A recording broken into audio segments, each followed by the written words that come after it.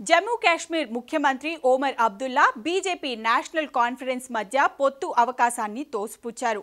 బీజేపీతో పొత్తు అనే ప్రశ్నే తలెత్తదని ఆయన అన్నారు. నా రాజకీయ సిద్ధాంతాలు, ప్రాధాన్యతలు పూర్తిగా భిన్నంగా ఉంటాయి. ముఖ్యంగా జమ్మూ కాశ్మీర్ విషయంలో భాగస్వామ్యం కోసం ఎటువంటి అవకాశం లేదా అవసరం లేదు అని ఆయన వ్యాఖ్యానించారు. అసెంబ్లీ బడ్జెట్ సమావేశాలకు హాజరు కావడానికి వచ్చిన అబ్దుల్లా ఒక ప్రశ్నకు సమాధానంగా ఈ విషయం చెప్పారు. నిజానికి BJP MLA RS Pathania Jammu Kashmir పొత్తు గురించి అంతకు ముందు సంకేతాలు ఇచ్చారు.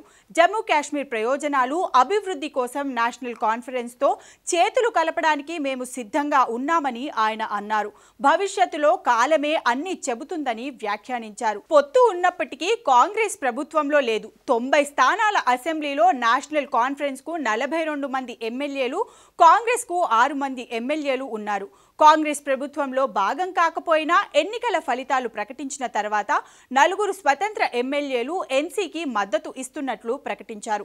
దీని తర్వాత ఉమర్ ఇప్పుడు తన సంఖ్య 46కు పెరిగిందని చెప్పారు.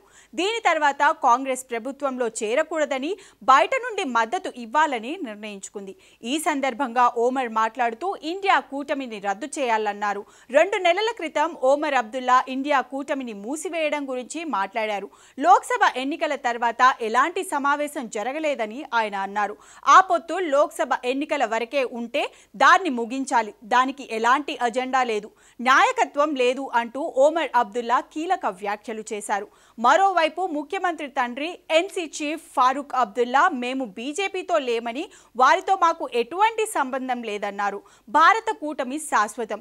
ఇది ప్రతిరోజు మరియు ప్రతి క్షణానికి సంబంధించింది.